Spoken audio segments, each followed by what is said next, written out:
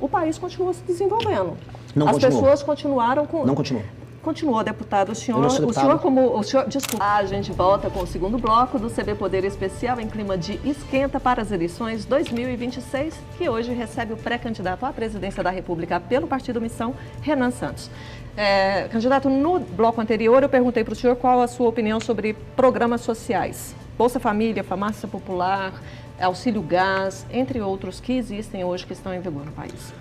Pois bem, a diferença entre o remédio e o veneno é a dose.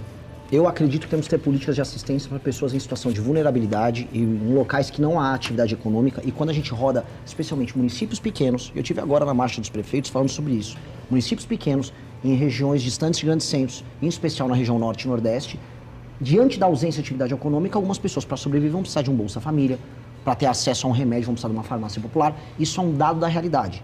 Dito isso, a partir do momento que a gente percebe que mais de 40% dos domicílios na região Nordeste estão no Bolsa Família, a gente percebe que o remédio começou a virar o veneno.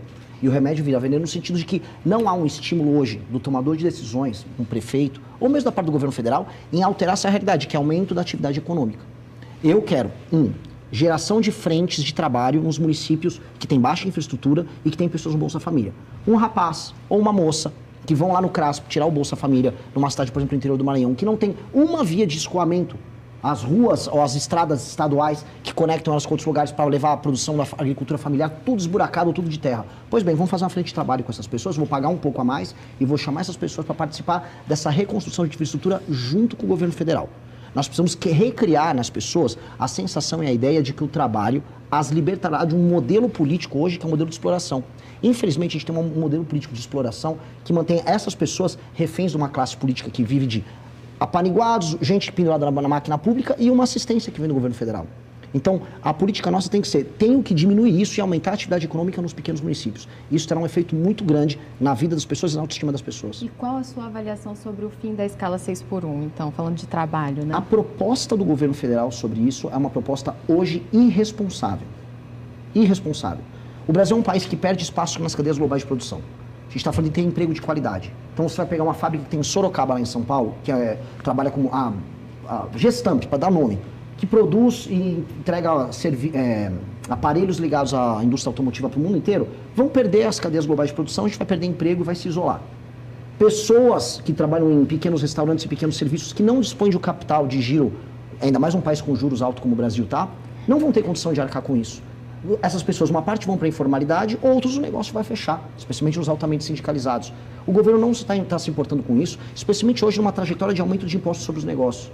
Então, o que nós precisamos fazer? Nós precisamos flexibilizar o mercado de trabalho, aumentar a agenda de competitividade do Brasil. O que o senhor chama de flexibilizar o mercado de trabalho? As pessoas têm que ser mais autônomas para fazer contratações e demissões. E as relações de trabalho entre as partes... O senhor está falando de trabalho sem a CLT? Sim. Até porque negociação direta, empregado-patrão? Empregado e patrão, mantendo a existência de sindicatos e, na verdade, ampliando a existência de sindicatos para um modelo de competição entre sindicatos nas mesmas áreas, setores e regiões. Mas para quem não tem sindicato, não é sindicalizado? Eu acho que você está no país que você tem sindicato até para onde você não precisa. Hoje desculpa, mas nós estamos vivendo um cenário de absurdo enfraquecimento dos sindicatos desde o governo Temer, aprofundado pelo governo Bolsonaro, pela gestão do governo Bolsonaro. Eu prefiro o enfraquecimento do sindicato que o enfraquecimento do emprego, porque o emprego formal... Mas então o senhor está entrando em contradição, o senhor acabou de dizer que tem sindicato para todo lado. De maneira alguma. Porque o que eu estou propondo não é um monopólio sindical como a gente tem nos setores. É uma competição de sindicatos, o melhor atendimento das pessoas. Hoje o próprio sindicato não tem estímulo nenhum em fazer um atendimento de um acordo setorial que seja benéfico para haver contratação. Até porque as novas contratações não são CLT. O mundo do serviço no Brasil está contratando todo mundo por MEI. Se eu rodar aqui dentro, talvez no próprio Correio Brasiliense, boa parte das pessoas sejam MEI. E não são empreendedores individuais. O MEI, no fundo, é o regime alternativo de contratação para fora além da CLT. Porque quem está contratando as pessoas hoje está contratando por MEI. Então, e aí sem qualquer direito trabalhista também. Mas, na prática, por isso nós precisamos de uma lei que entenda que o MEI, no fundo, não é um empreendedor individual, ele é uma pessoa que está trabalhando, e atendendo a demanda do empregador e do empregado de um regime mais flexível. O senhor defende, então, o fim da CLT? Olha, eu gostaria de chegar no horizonte que a CLT perca totalmente a função, porque era um modelo de contratação dos anos 40, uma realidade industrial de um mundo altamente verticalizado que já não existe mais. Hoje as pessoas constroem suas carreiras em múltiplas empresas, muitas pessoas se tornam empreendedores de si e o mundo vai ficar agora com a inteligência artificial cada vez mais assim. Mas nós temos uma massa da população, candidato, que não tem toda essa formação e essa capacitação para gerenciar a própria carreira, e isso é uma realidade no país e na maioria da população.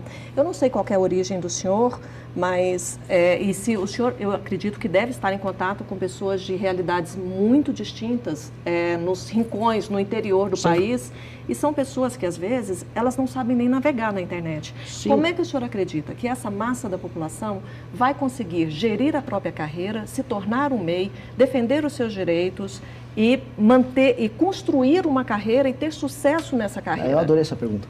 Porque se eu for nos rincões, como eu fui, eu não vi nenhum outro pré-candidato nos rincões, nem existe oportunidade de trabalhar para essa pessoa. Aí eu volto para a pergunta anterior que vocês me colocaram, você perguntou no Bolsa Família.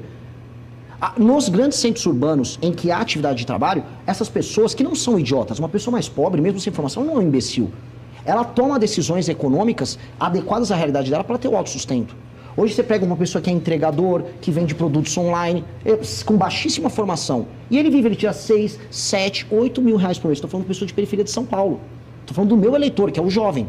Esse jovem aprendeu a navegar nesse mundo. Primeiro porque ele não é um imbecil completo, ele é capaz de se defender.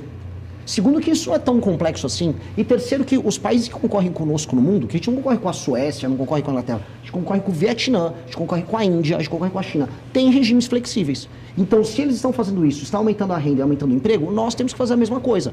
Se a gente falasse, não, igual a Erika Hilton, que apareceu lá com um monte de umas empresárias lá, com franjinha, eu tô aqui, na minha empresa a escala é 3/4, porque na Inglaterra, que Inglaterra? Não tem Inglaterra nenhuma. Deputado, houve uma redução da mudança da jornada de trabalho. Deputado, desculpa, pré-candidato. Houve uma mudança há cerca de 40 anos de redução da jornada de trabalho, né?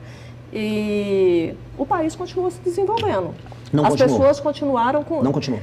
Continuou, deputado. O senhor como pré-candidato está a par dos números e dos índices de desenvolvimento do país. O país cresceu muito, o país hoje é um expoente na América do Sul e é um expoente no mundo. Não é. Por que o senhor acha que a redução da escala 6/1 vai fazer um retrocesso e vai fazer a economia... Eu vou pedir para o nosso espectador acompanhar todos os gráficos de produtividade do Brasil perante o mundo. E o gráfico assustador. A produtividade é a quantidade de dinheiro que uma pessoa faz por hora de trabalho. O Brasil está estagnado. Nos últimos, justamente o exemplo que você usou foi bem infeliz. Nos últimos 40 anos. Quando nós comparamos... Nós não estamos falando em produtividade, nós estamos falando em movimentação da economia, em geração de emprego, em melhoria da qualidade de vida, em inclusão, em retirada do país do mapa da fome. Mas então vou te explicar. A produtividade significa a quantidade de recursos gerado por hora por uma pessoa que trabalha. Então isso está linkado ao aumento de riqueza. Então é exatamente isso que nós estamos falando. Não é nenhuma coisa diferente, é exatamente isso. O papel do Brasil perante o resto do mundo diminuiu. E esse é um problema. Infelizmente o nosso tempo acabou. Eu agradeço muito a vinda do senhor. Boa sorte para o senhor na sua campanha. Muito obrigado. Obrigado, pessoal. Obrigado a todos. O CB Poder fica por aqui. Obrigada pela companhia e até a próxima. Tchau.